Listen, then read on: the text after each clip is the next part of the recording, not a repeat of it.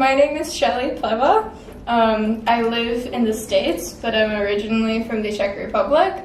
I'm 16 years old. When I first came here, I was 15. Right now, currently, I'm based in Beijing, China. Now I live in the Fengtai district. It's coming up to 11 months, I think. I've been taking part of the high school program for LTL, and I've been going to high school here. When I first came here, I had a month of LTL lessons and summer camp, but then after the month, I started high school here. What's it like? It's quite an experience. When I first decided to do it, for me, it was kind of a spur-of-the-moment decision, so I didn't know what I was getting myself into. I had different expectations. Chinese high schools and American high schools are opposites, I would say. But to be honest, you learn to adapt really quickly. Everyone there treats you like you would be family, and that's what's different from American high schools too, because there it's very like your kids. But yeah, I'm currently a 10th grader now in high school. I wake up usually around 6:30. I have to be at school no later than 7:20. Then we have kind of a homeroom study. The teacher tells us things, something that might happen during the day, or I don't know, some new information. Then 8 o'clock, the bell rings, and first period starts. Then you just have your normal classes. The classes are about 40 minutes long. You either have 10-minute or a 5-minute break in between. Then around 12, you have lunch. You have lunch for about 2 hours, but it's not just lunch. You have, different activities. Currently now we have sports competitions, or you can join different clubs, do math competitions, science. There's kind of a various area. Then after lunch, that ends around 2:30. You have classes again. Each day has a bit of a different schedule, so you can end earlier or later sometimes, but mostly you end around 5:30, and until then you just have classes like you would normally have in high school. So most of them are in Chinese. The AP courses that they'll probably put you in are half English, half Chinese, which means the books and most of the words that the teacher is using, the important keywords, are in English, but the rest are Chinese explanations. I'm not gonna lie, the first day that I was there, I had a breakdown. I did not think I would be able to make a year understanding anything or even getting grades, let alone taking exams. But after maybe the couple months, maybe not even 2 months, then kind of caught on. And you get the hang of the words because the teacher repeats them over and over again, and they really drill you on vocabulary and stuff like that. For chemistry, they drill you in the beginning for all of the elements in Chinese. So you get the hang of it after a while, and then when you're listening to the teacher, you know what she's talking about because you understand that. It wasn't so good, I'm not gonna lie. I definitely came here to further it, which I did.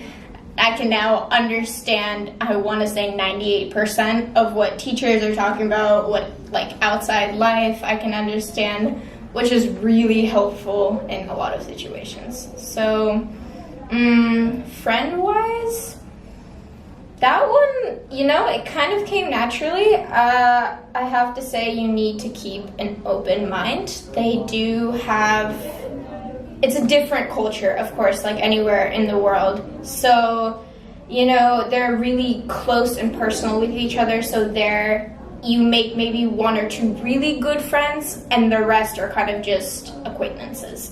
And they want it that way kind of situation. So, which I don't mind, but you really need to be open-minded and have kind of, don't shut yourself out kind of thing. Even if you don't want to talk to them, you just gotta introduce yourself. And to be honest, from then on, the whole year, and I even got to know people that were like not from the international department, which was also nice, that just went to a normal high school there, yeah.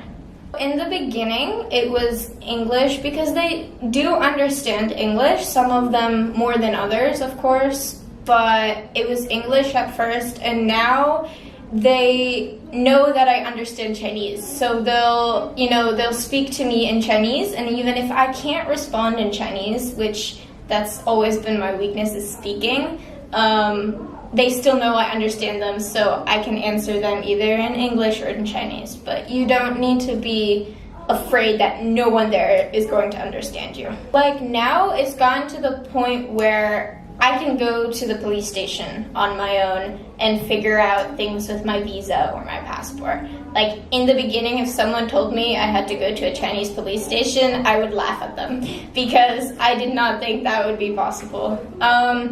But even if speaking is an issue for you, the listening and the writing, it comes. It's not like it won't come. It just, you need to get the hang of it, and it takes time, of course, like any language. So. I've met a lot of foreigners here.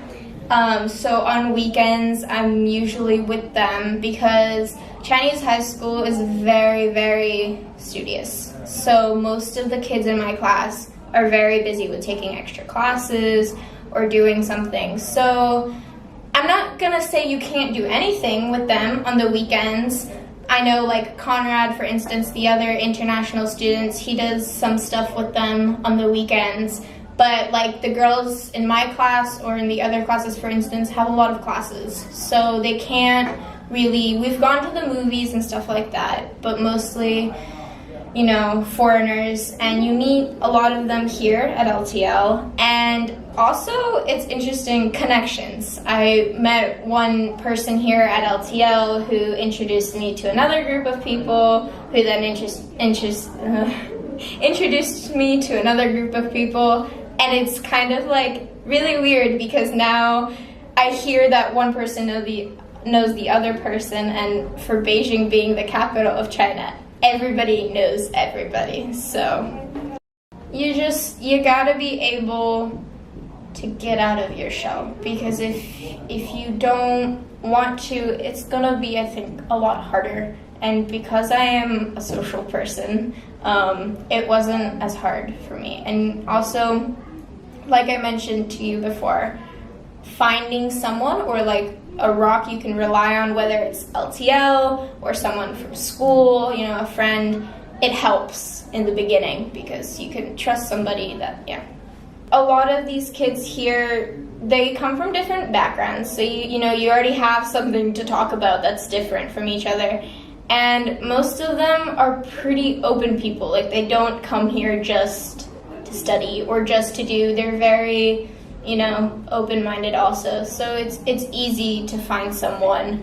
And if you can, I wouldn't give up because, again, Beijing is the capital and it's a very big city. So there's always someone here. On the weekends, because of course, they're sometimes strict about you missing school. So you can't really miss school to travel.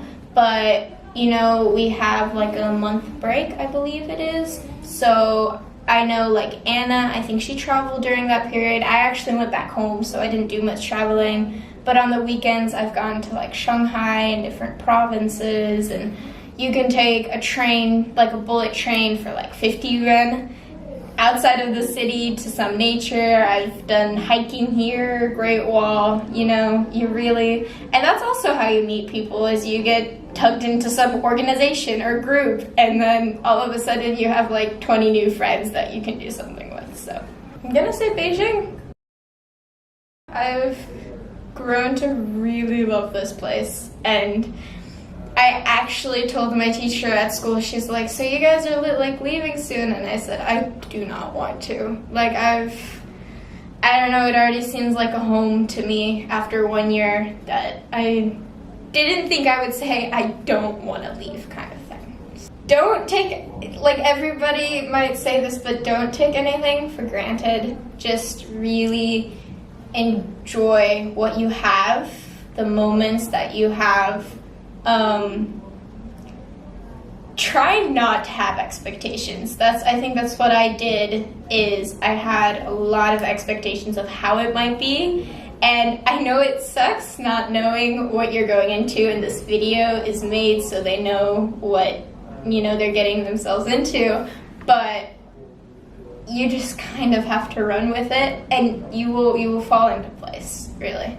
So I would give them the advice that they're doing a really good thing and that they'll get far with what they're doing here.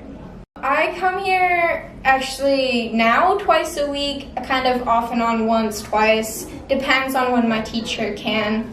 LTL lessons are very helpful actually, because I'm not going to say homework-wise for school, but just furthering your Chinese again faster, it helps to have just like one-on-one lessons with a teacher, even, you know, if they're a bit more expensive, sorry. But, you know, it helps because you have a teacher there that you can communicate with, and if you have any questions about culture, language, and like I personally got very close to my teacher, you know, we talk about even personal stuff that either in English or in Chinese, but you get a bond with most of the teachers here. So it's quite nice, again, to have a rock, so to speak. I don't regret it, absolutely not. Everything that I've done here, everything that I will maybe still do before I leave, I don't regret one thing. I think for the newcomers, it's a great thing what they're deciding to do. It's definitely will even help you, I think personally, in the future. As the experience here, again, don't regret anything. I'm really happy I decided to come here, and even if in the beginning you're really at that point where maybe one weekend you say you want to go home, don't do it. Stay, because